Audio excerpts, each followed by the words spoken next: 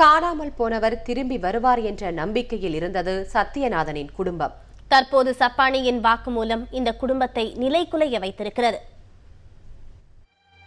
திருச்சி திருவெரும்பூரை அடுத்த கூத்தைப்பார் கிராமத்தை சேர்ந்தவர் சத்யநாதன். எலக்ட்ரீஷியனாக இருந்த இவர் கடந்த பிப்ரவரி மாதம் 16ஆம் தேதி முதல் காணவில்லை. எப்படியும் திரும்பி வந்துவிடுவார் என்ற நம்பிக்கையில் காத்திருந்தது இந்த குடும்பம். அப்பாவுக்கும் சப்பானிக்கும் எந்த பழக்கமும் இல்லை. ஆனால் அப்பா காணாம போகிற வாரம் ஃபுல்லாக ஆனால் அவங்க பழக்கமானாங்க. அப்பா சப்பானி அப்பா வீட்டில் அவங்க வீட்டில் வேலை இருக்குது, சுவிட்சு போர்டு கலண்டு இருக்குது, வாங்கினேன் வீட்டு வேலை செய்யணும் அப்படின்னு அப்பா எலக்ட்ரிஷியன் வேலை செஞ்சாங்க. அதனால் அப்பாவை கூப்பிட்டாங்க. அப்பாவும் போயிட்டு வந்துட்டாங்க. முந்தின நாள் மறுநாள் திருவரம்பூர் போனாங்க. கையில் 1.25 பவுன் செயின் வச்சுருந்தாங்க. அப்பா எலக்ட்ரிஷியன் வேலை செய்கிறனால இங்கே போவையிலே ஜாமான் வாங்குறதுக்கெலாம் நிறையா பேர் காசு கொடுப்பாங்க. அதில் 3000 ரூபாய் வச்சுருந்தாங்க. அங்கே திருவரம்பூர் போகிறேன்னு போனவங்க தான் வீட்டுக்கு திரும்பி வரல. எங்கு தேடியும் கிடைக்காத நிலையில் காவல் நிலையத்தில் புகார் அளித்த சத்யநாதனின் மகள் சந்தியா பின்னர் நீதிமன்றத்திலும் வழக்கு தொடர்ந்தார்.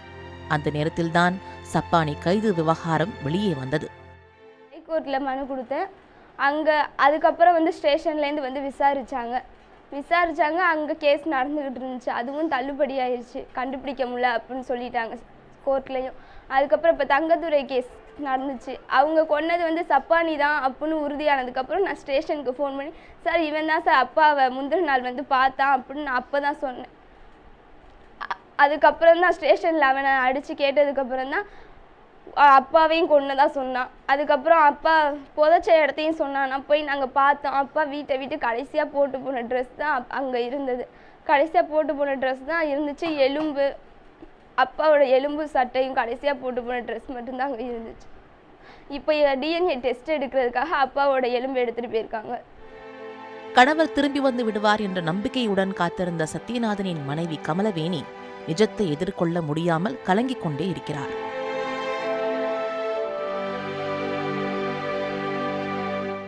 உங்கள் வீட்டுக்காரர் வேலைக்கு ஜாமான்னு சொல்லி 200 ரூபா வாங்கிட்டு வந்தாருக்கா, வரவே இல்லை அப்படின்னு.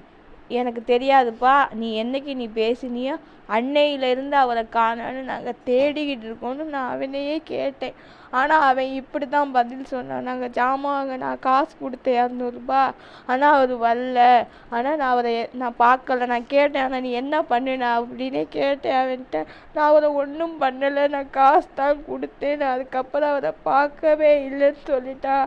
நாங்களும் தேடி எல்லாத்தையும் ஊர் சனம்லாம் வச்சு கேட்டதுக்கு இதே பதில் தான் கொடுத்தான். ஆனால் அவனை பார்த்தா அது மாதிரி இல்லைன்னு சொல்லி எல்லாம் நம்பிட்டாங்க.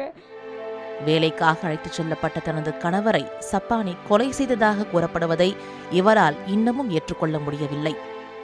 இப்படி செய்வான்னு நினைக்கவே இல்லை. இந்த 1 பவுனுக்காக ஒரு உயிரை கொள்வார் நாங்கள் நினைக்கவே இல்லை. அவர் தப்பான ஆளும் கிடையாது, யார் பொருளுக்கும் ஆசைப்பட மாட்டார். அவர் ஒரே ஆசை பிள்ளைங்களை படிக்க வைக்கணுங்கிற ஒரு எண்ணத்தில் என் மகளை லாயருக்கு படிக்க வச்சார், அவங்க பையனை இன்ஜினியருக்கு படிக்க வச்சார். வேறு வசதி வாய்ப்பும் இல்லாததுனால யாருக்குமே சந்தேகம் இல்லை.